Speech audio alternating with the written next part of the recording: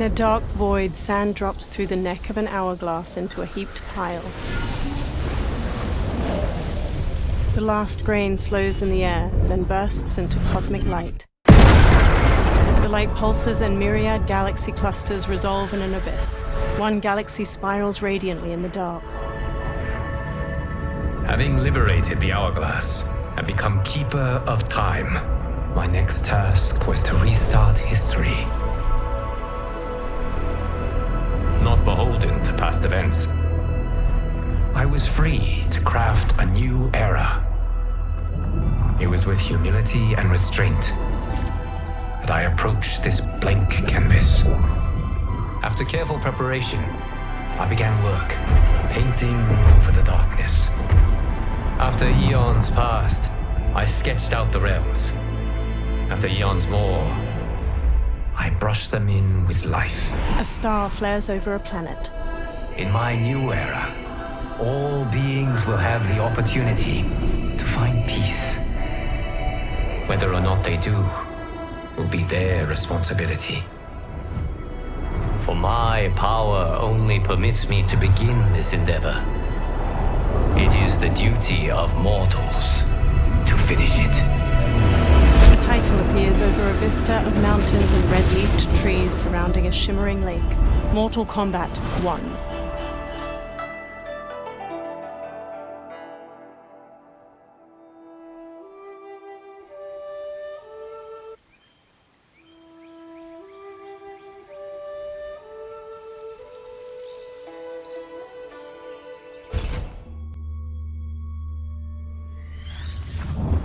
Though the barriers among timelines have been rebuilt after the recent invasion, they remain porous. That is why I chose to secretly surveil all of them, to keep watch for potential aggressors. And my choice has proven wise. There is no shortage of malefactors who wish this timeline harm. But with the advanced knowledge I have gained of their plans, I can coordinate this timeline's defenses. These threats vary in nature and severity, but all risk doing critical damage. With skill, luck, and perseverance, these threats will be defeated. The future of this timeline is now in your hands. May the Elder Gods bless your efforts.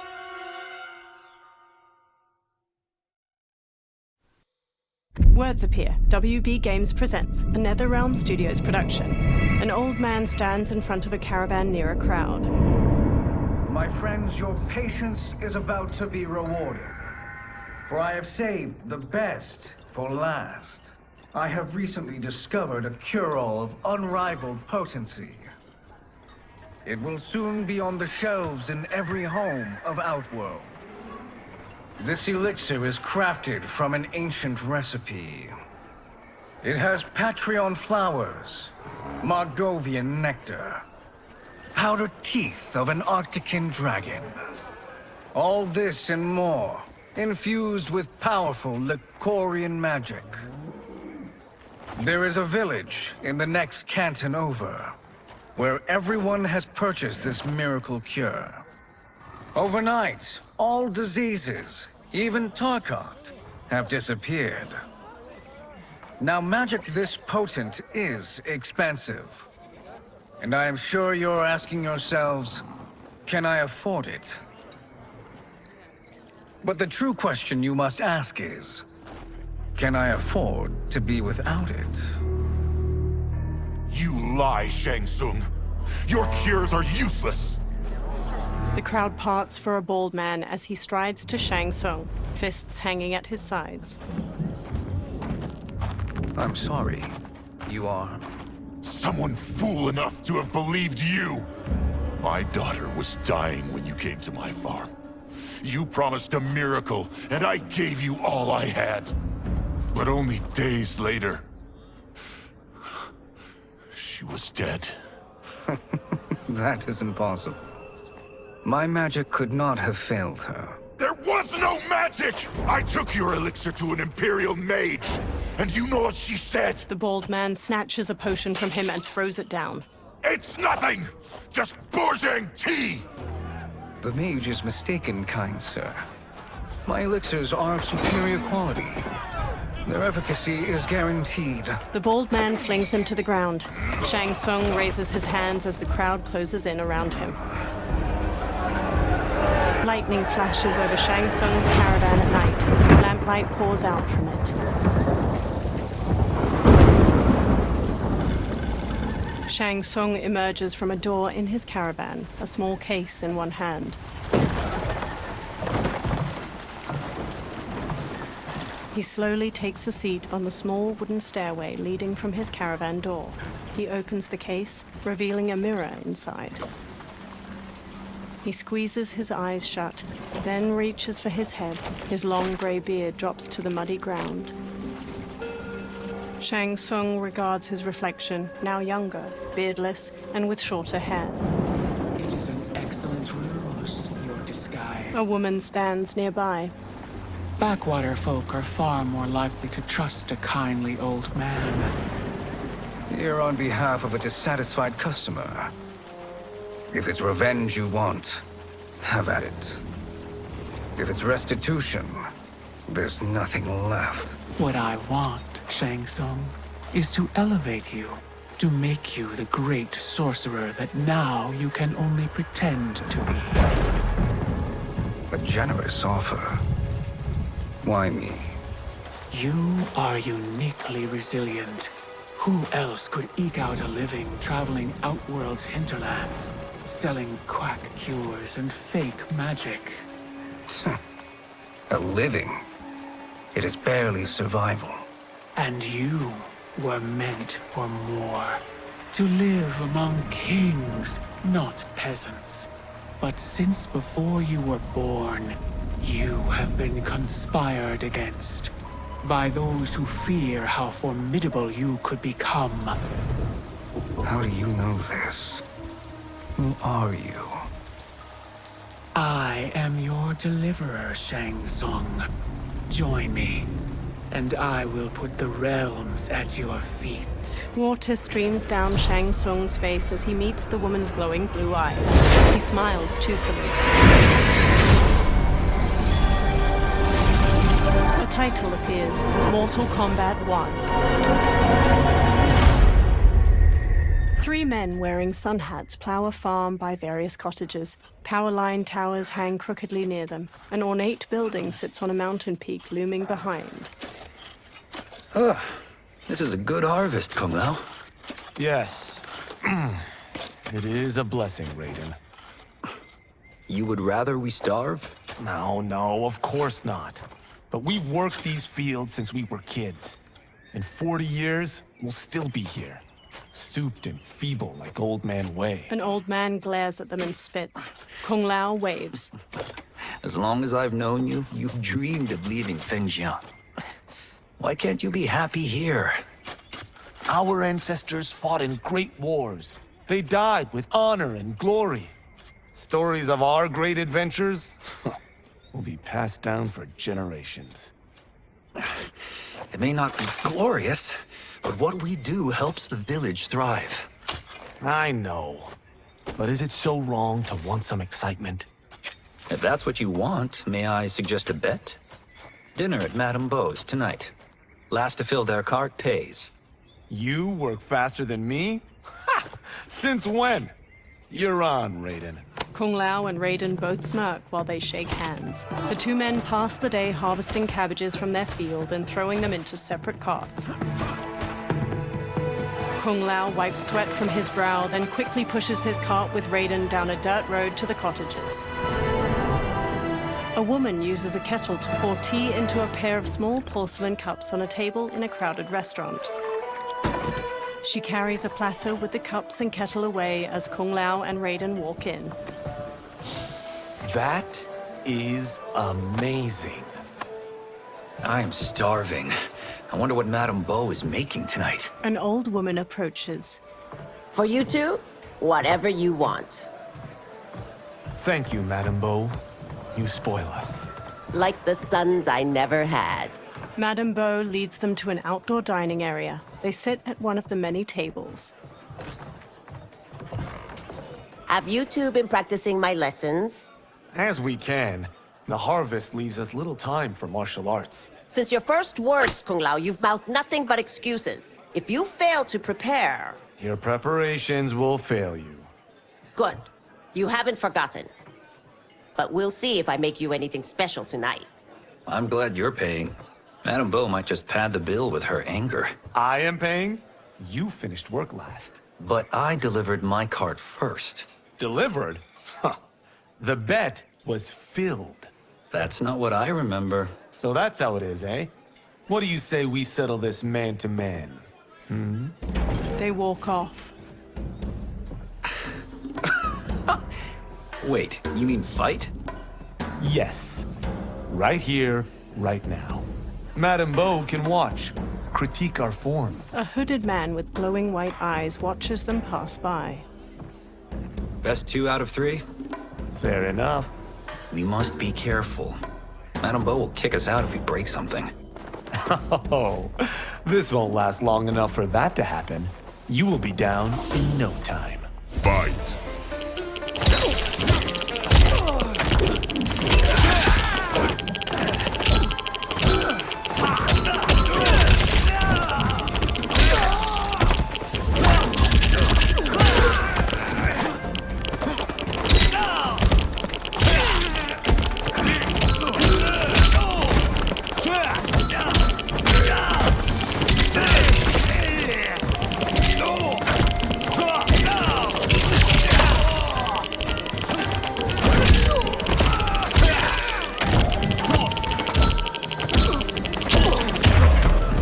Must we go another round?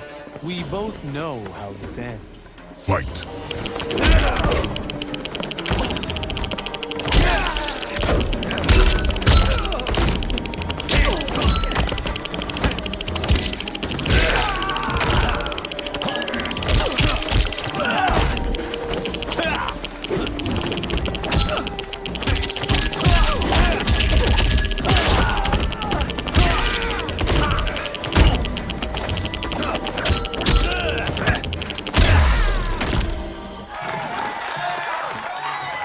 Kung Lao bows to the watching crowd while Raiden kneels. Kung Lao helps him up. You haven't beaten me yet.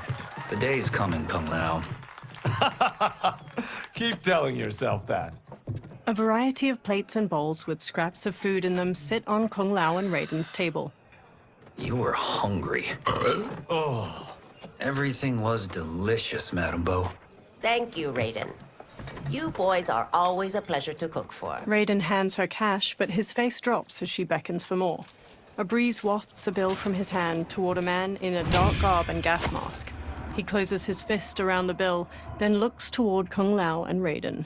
Madame Beau, the Lin Kuei await your answer. 5 people in dark clothes and cloth masks stand with him. He advances on Madame Beau. I have been busy, Smoke. She steps away. The Lin Kuei? Who are they? Don't know, but I don't like where this is going. What do we do? Stay ready. Madame Beau, it is a simple choice. Pay for our protection, or risk harm to this fine establishment. You'll get nothing from me. That, Madame Beau, is unfortunate. He turns to the Lin Kuei warriors and nods. They flip tables and chairs. Madame Beau punches Smoke's face. He blocks her next flurry of jabs, then flips her through a railing. She falls onto a table below. Madame Beau! Kung Lao and Raiden quickly get up from their table and fight their way through the Lin Kuei warriors. Smoke throws a smoke bomb, then jumps through the spreading cloud and kicks Kung Lao and Raiden to the floor. You two are brave, but against us, you are in over your head. We don't care who you are or who you are with. You will not menace Madame Beau. Fight!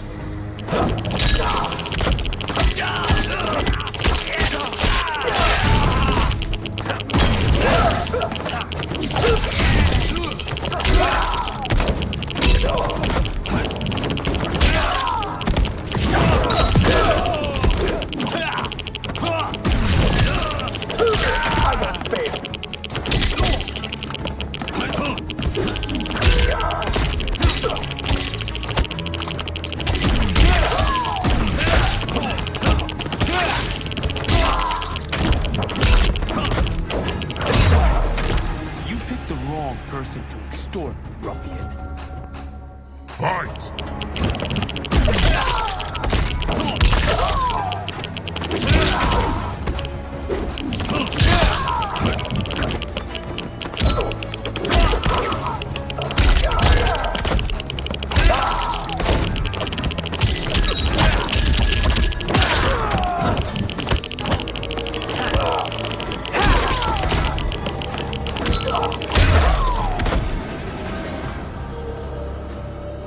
Now who's in over his head? Raiden punches a Lin Kuei, who stumbles back. Kung Lao grabs him, then drops him. This was you? Honestly, I'm surprised too. Come on, let's help Madame Bo. A figure in blue, Sub-Zero, watches from a rooftop. He throws a bolt of ice at their feet. A man in yellow, Scorpion, paces over while spinning a kunai-tipped rope dart. His upper arms are bare, showing a scorpion tattoo. Sub-Zero shoots another ice bolt. It strikes the railing behind them. How does he do that? I have no idea. You interfere with Lin Kuei business. Leave, or face our wrath. Abandon Madame Bo. Not happening. Sub-Zero leaps onto Raiden and tackles him down a stairway. Then the rope dart wraps around Kung Lao's leg. Scorpion pulls at him with it. He yanks Kung Lao to the floor and drags him closer. Kung Lao rolls to his feet, then jumps and spin kicks Scorpion's head. Want more? I have plenty. You should have fled when you could.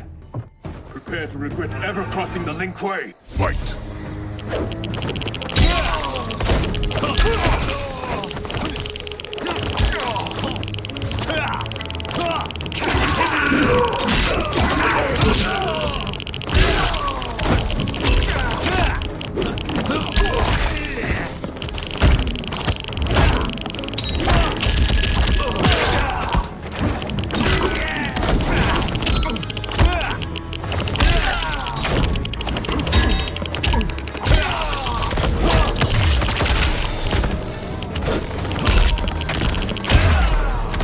For what it's worth, I'm not regretting this yet. Fight!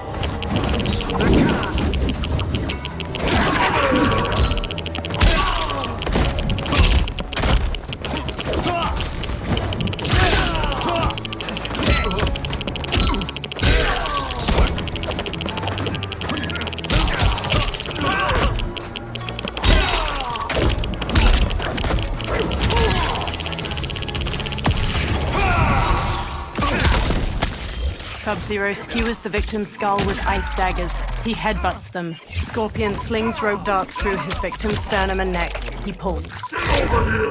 Scorpion slams them.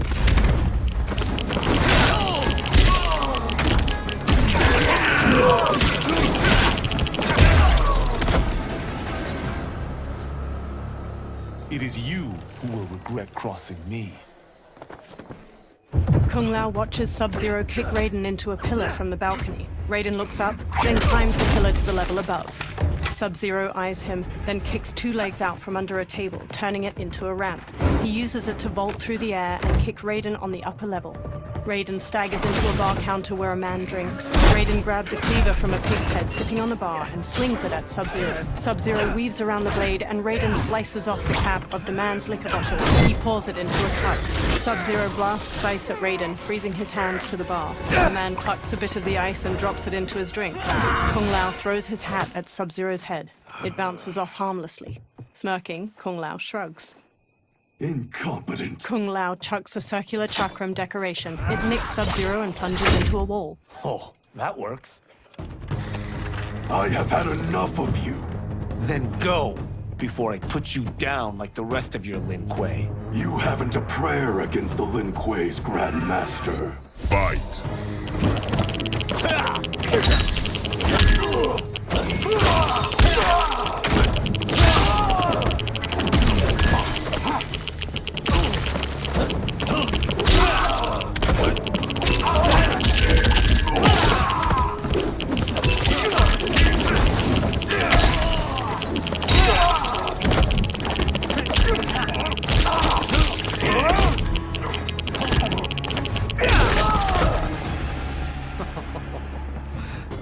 but I have to ask.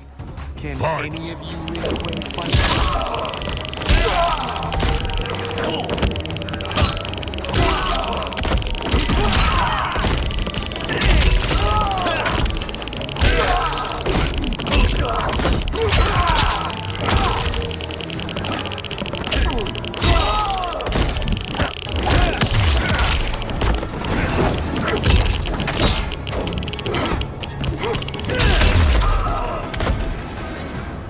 Are you sure you're a grandmaster? Kung Lao picks up his hat, then eyes the chakram decoration stuck in the wall. He strokes the hat's brim. Interesting. Kung Lao, over here! Raiden checks Madame Beau's pulse as she lies inert, eyes shut. Kung Lao hurries over to them. Madame Beau. She's out cold. Oh no, is she? Dead? Not yet. She gets to her feet, lips a cigarette, then ignites it with a lighter. Madame Beau, how are you? Kung Lao. The hooded man with the glowing white eyes approaches them. Madame Beau takes a drag from her cigarette while the man meets her eye. So, Madame Beau, are they ready? A bit thick in the head, perhaps. But they are ready. His eyes are glowing. I am Lord Liu Kang, God of Fire and Protector of Earthrealm. God? Earthrealm? Madame Beau has been preparing you for this moment since you were boys. Today, you have proven worthy of joining my champions. This fight was a test? Of your ability and character, yes. Liu Kang looks to the upper level. Bihan, Kuai Liang. Smoke, Scorpion, Sub-Zero, and the other numerous Lin Kuei warriors get to their feet. Kung Lao crosses his arms and crinkles his nose as Sub-Zero and Scorpion step to him and Raiden. The others stand along the balcony. Sub-Zero and Scorpion stand on either side of Liu Kang. So these two aren't thugs? The Lin Kuei is a centuries-old clan dedicated to Earthrealm's defense. You keep saying Earthrealm. Don't you mean Earth? You boys have so much to learn. Earth is only a part of Earthrealm. Earthrealm itself is one of many realms. Together, they comprise the whole of the universe. The realms can be fierce, bitter rivals. That's why we need champions to defend ours. The time draws near for the grand martial arts tournament between Earthrealm and the realm of Outworld. Held once each century, it allows each realm to demonstrate its strength. While our realms are at peace, there are Outworlders who would prefer us to be at war. Our victory in the tournament will temper their zeal. I've taught you everything I can. You must finish your training with Lord Liu Kang. More training? These two couldn't defeat us. What? They were pulling their punches. Had we not held back, you would not have survived. Come. The monks at the Wuxi Academy await to continue your tutelage. I am ready, Lord Liu Kang. And you, Raiden? Leave Fengjian?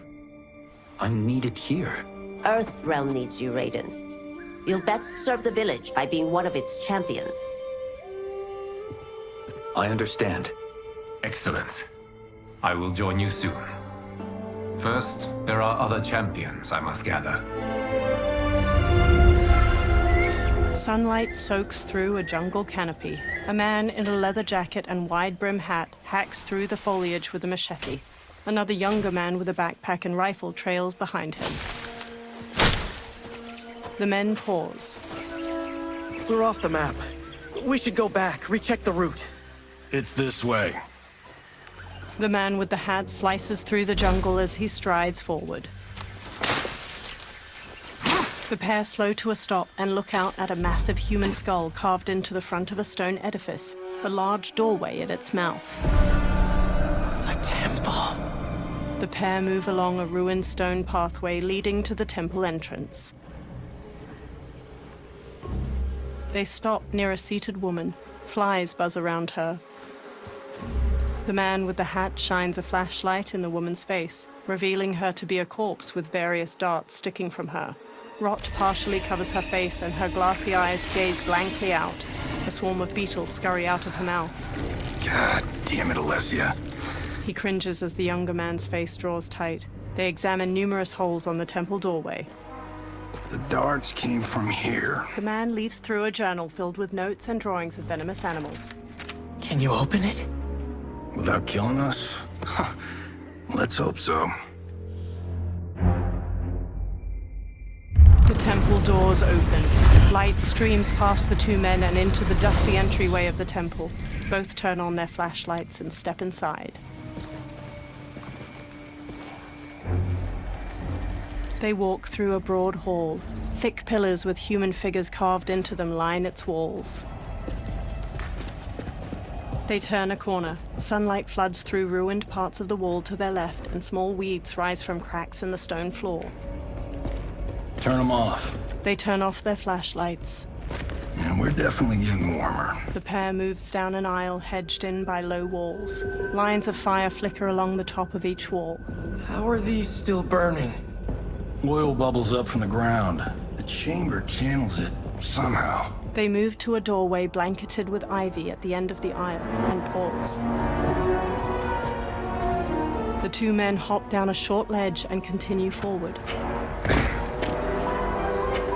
The man with the hat leads the younger man down a path winding through various tall rock formations. They enter a vast chamber. Metal hooks hang from the ceiling over flames flickering in a central circular dais, where the rotting body of a man sits on a throne made of intricately carved stone. He holds an ornate metal shield in one hand and a mace in the other. Karavala! And his shield! What? Silver liquid shimmers around large stones in the floor beyond. So? There's metal in the floor. It's not just any metal. It's liquid mercury. Shit, that stuff's toxic. Fatal. Only step where I step. The man with the hat carefully picks his way across the path of stones, the younger man close behind. The younger man steps onto a different stone and starts to fall. The man with the hat grabs his shoulder. Huh? What did I say? The man with the hat steps back on another stone. It sinks a little. The two men sprint across the stones as liquid mercury floods out of channels and ruined pillars surrounding the dais. The man with the hat reaches the other side. The younger man stumbles, then leaps to solid ground. I'm sorry. Not now. He examines the reflection of a pillar in the liquid mercury surrounding the dais. He eyes the pillar itself. Get out the explosives. That's our bridge? Do this right, it'll fall across. The younger man sets explosives at the base of the pillar. A gnarled hand shoots up from the liquid mercury. Two armored women with tattered bat wings rise up. Kalima? They're real? The Kalima fly toward them. Keep working. I'll take care of the she-beasts. You disturb Kataravalla's slumber. For your sin, you die. Fight!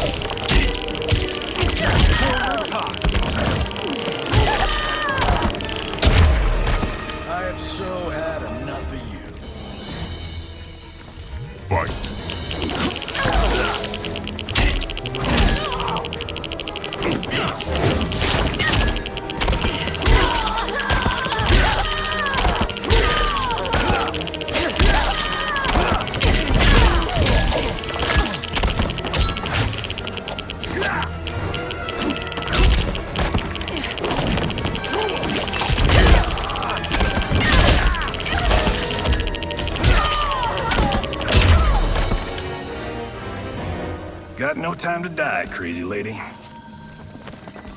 The man with the hat rushes over. You okay? Yes, we ready? The younger man nods and detonates a bomb that blows up a pillar. The pillar falls and they fist bump. Physics for the win. Let's go. They walk across the fallen pillar above the pool of mercury and explore deeper into the overgrown tomb. They stop by the corpse of Kataravala. The man with the hat brushes his hand across its shield. The younger man exclaims, This'll be worth millions. It belongs in a museum. He grabs the shield. The younger man leans in, and Kataravala's face turns. He staggers back and falls into the mercury. He struggles, but the liquid overtakes him. Kataravala swings a spiked mace. The man dodges and jumps onto the pillar. It strikes the shield and throws him onto the ground. He quickly sits up as it pounces, chucks away its broken mace. It stalks over. You will not have it. He rises. You don't need it. You're dead. Speaking of which, you just killed my best friend. And I'm not one to forgive and forget. Fight!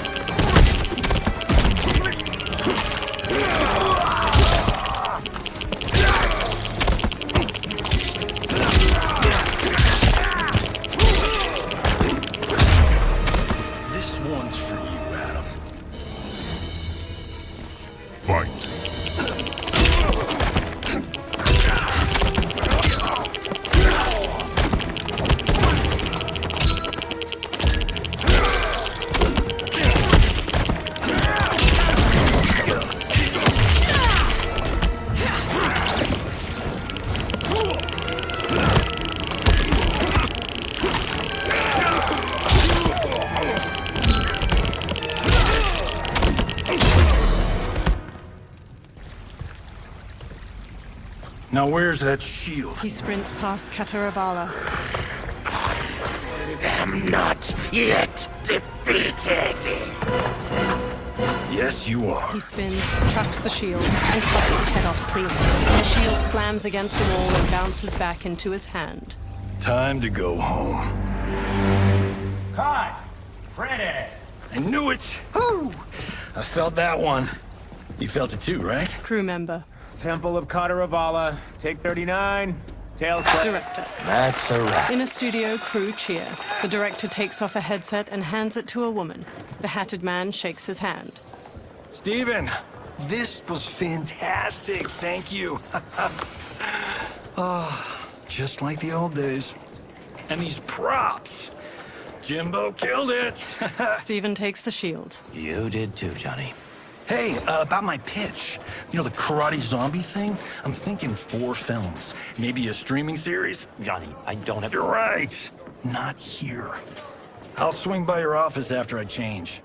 I can't. Have to meet with the editors. Walking away. Marshall will call you. Johnny pumps a fist in the air. Great! Have your assistant call me. A blonde woman. That was great, hon. Wasn't it, though? We need to celebrate. I'm thinking private party. Johnny, we need to talk. She walks off, and Johnny hangs his head. Later, in a luxury mansion in the hills. You're not the martial arts megastar you once were, honey. You're lucky Steven owed you a favor. I'm telling you, Chris. We're fine.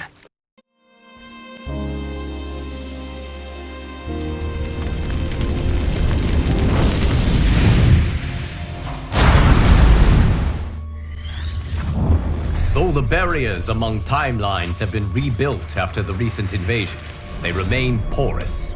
That is why I chose to secretly surveil all of them, to keep watch for potential aggressors. And my choice has proven wise. There is no shortage of malefactors who wish this timeline harm. But with the advanced knowledge I have gained of their plans, I can coordinate this timeline's defenses. These threats vary, in nature and severity, but all risk doing critical damage. With skill, luck, and perseverance, these threats will be defeated.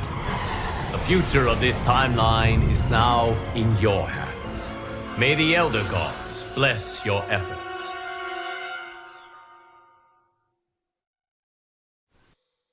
Words appear. WB Games presents a NetherRealm Studios production.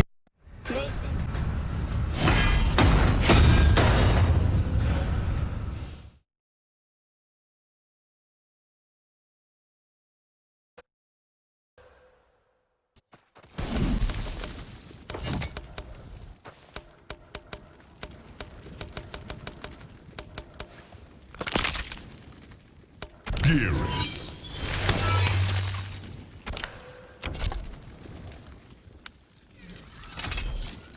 Cyrax.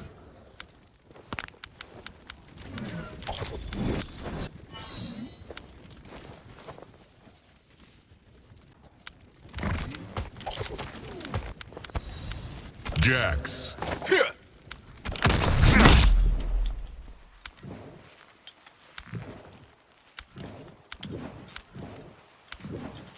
Living Forest. Will other timelines emerge as new threats? You are not the only one to ask that question.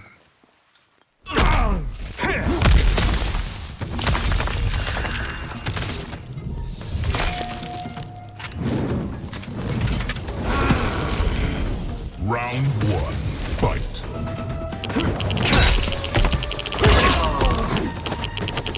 Get over here!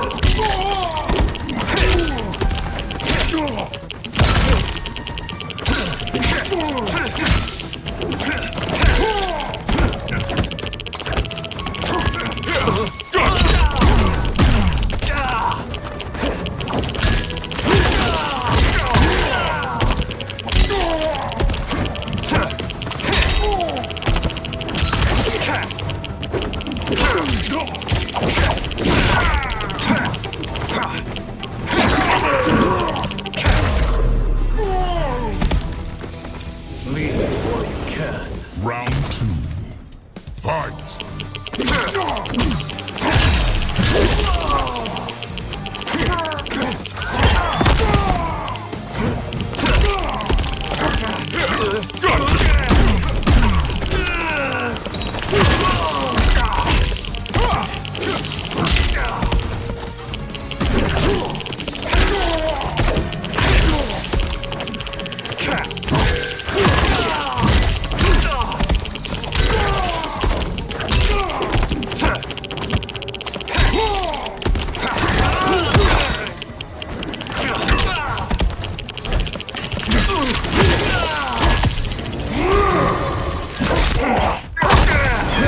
Jax punches his victim skyward. He brings them down in a suplex, shattering their lumbar.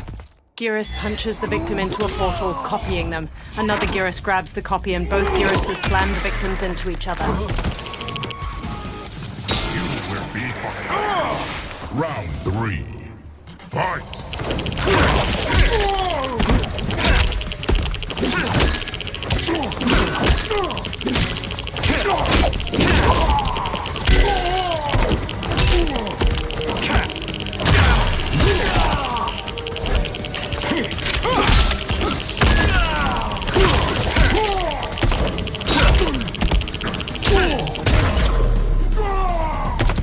Reduced to ashes.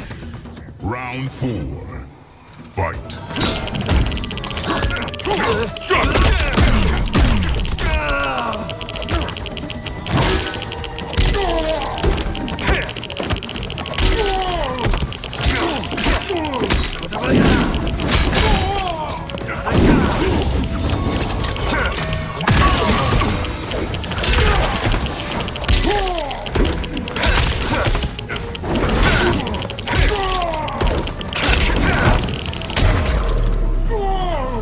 Finish him.